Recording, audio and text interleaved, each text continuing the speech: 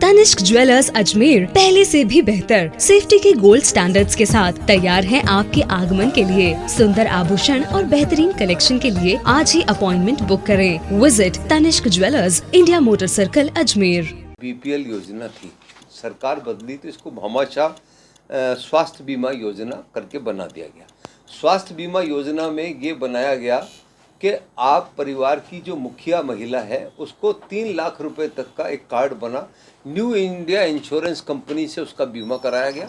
और new India insurance company का कि परिवार का कोई भी सदस्य अगर बीमार होगा तो उस परिवार के सदस्य की बीमारी की वजह से उसको जो है इलाज मिलेगा। एक कमेटी बनी, उसने हर एक बीमारी का अलग पैकेज बनाया, हार्ट टूटने का अलग पैकेज बनाया, गले के ऑपरेशन का अलग पैकेज बनाया। इसी तरह कार्डियोलॉजी विभाग की सबसे बड़ी ज़रूरत थी, तो कार्डियोलॉजी विभाग का कि शंट लगाने का एक अलग पैकेज बनाया, उसके अंदर उसकी एंजियोग्राफी का अलग पैकेज बनाया, उसका बायोप्सी, उसका बाईपास करना, उसका एक अलग पैकेज बनाया।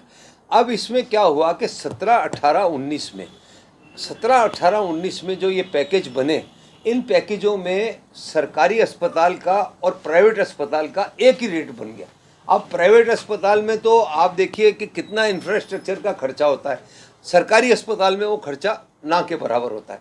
इन पैकेजों में इन्होंने क्या किया कि जैसे 78,000 रुपये की कोई खरीद मतलब पैकेज बना कि आपके एक एंजियोग्राफी का और शंट का एक 78,000 रुपये का, वो सामान इन्होंने जैसे मेरे एक शंट डालना था तो 3 शंट खरीद लिए और वो पैकेज बन गया जाके 98,000 रुपये का। तो इंश्योरेंस कंपनी ने उस पैकेज को रिजेक्ट कर दिया कि हमारा आपका जो अंडरस्टैंडिंग थी वो पैकेज 78,000 का था, आपने 98,000 का सामान खरीद लिया तो पैकेज आपका निरस्त हो गया। तो सरकार ने जो बीमा कंपनी को जो प्रीमियम दी, जो पैसे दिए, वो तो वेस्ट हो गए। अब चूंकि उसके पैकेज लग गया तो राजस्थान मेडिकेयर सोसाइटी, ये जो जिसकी अध्यक्षा माननीय संभागीय आयुक्त महोदय हैं, वो लाइफ लाइन से उन्होंने दवाई खरीद ली। तो इन्होंने RMSDC से, RMSR से, राजस्थान मेडिकेयर रिलीफ सोसाइटी से वो पैसा उनको दे दिया। अब वो पैसा देने से सरकार को मतलब प्राइवेट अस्पताल तो उधर अपना धंधा कर गए, सरकारी अस्पताल ने माल ज़्यादा कर लिया, माल ज़्यादा करके परचेज करके जैसे एक शंट लिया, एक शंट बाहर प्राइवेट अपनी जो डिस्पेंसरियां चलाते हैं, जो भी करते हैं, वहाँ बेच दिया या दोबारा कहीं यूज़ कर लिया। इस तरह गवर्नमेंट की जो लिस्ट बनी, उसमें वो लिस्ट की मैं आपको कॉपी मैंने आपको दिखाई है। और उस लिस्ट की कॉपी में जैसे एक हरकू देवी है, ये इसमें मैंने इसका सारा हवाला दिया है कि उन लोगों के जो उदाहरण स्वरूप केस हैं, उन उदाहरण स्वरूप केसों में इस 17, 18, 19 में 2 करोड़ करीब रुपए का घोटाला अभी भी वो चल रहा है। जैसे अस्पताल में आप गए तो अस्पताल में आपको कोई खर्चा ना, दवाई निःशुल्क है, पलंग निःशुल्क है, आपका डॉक्टर निःशुल्क है, कंपाउंडर निःशुल्क। 500 ऐसे केस हैं जिसमें कि एक्सीड खर्चा हो गया। अब एक्सीड खर्चा हो गया तो वो एक्सीड खर्चा होने की वजह से आपने उसमें संविधान, उसकी कानून में एक प्रोविज़न था कि अगर एक्सीड होगा, जैसे किसी का 78 नहीं 80 हो रहा है, 80 नहीं 82 हो रहा है, तो आप उसकी स्वीकृति ले सकते हैं। तो किसी की स्वीकृति नहीं है। और एक्सीड खर्चा 1 में हो, 2 में हो, 5 में हो, 10 में हो, आपके 250 जो आपके में जो मैंने ट्रेस आउट किए हैं, वो ट्रेस आउट करके वो खर्चे जो हैं हर में आपका एक्सीड खर्चा हो गया। एक्सीड खर्चा होने से इंश्योरेंस कंपनी ने तो प्रीमियम खा लिया गवर्नमेंट से कि हम तो अब एक्सीड का देंगे नहीं। उन्होंने टोटल ही उसको कैंसिल कर दिया। टोटल मतलब जैसे आपका बीमा था 5 लाख का और आप मरे ही नहीं और झूठा आपने सर्टिफिकेट, तो कैसे आपका टोटल गया। और सरकार को जो देना पड़ा, लाइफलाइन से जो ड्रग ले ली, तो सरकार को RMSDC से, इससे जो है ये राजस्थान मेडिकल रिलीफ सोसाइटी से वो पूरा पैसा, तो इस तरह डबल मार हुई। 2 करोड़ के घोटाले की तो ये जो कागज़ हैं ये मैंने आपको दे दिए। अब इसमें मैंने कल माननीय संभागीय आयुक्त महोदय से निवेदन किया है कि साहब ये बहुत बड़ा भ्रष्टाचार है, इसमें डॉक्टरों की कमेटी नहीं बनाई जाए, क्योंकि डॉक्टर जो है वो मेडिकली एक दूसरे को फिट कर देंगे।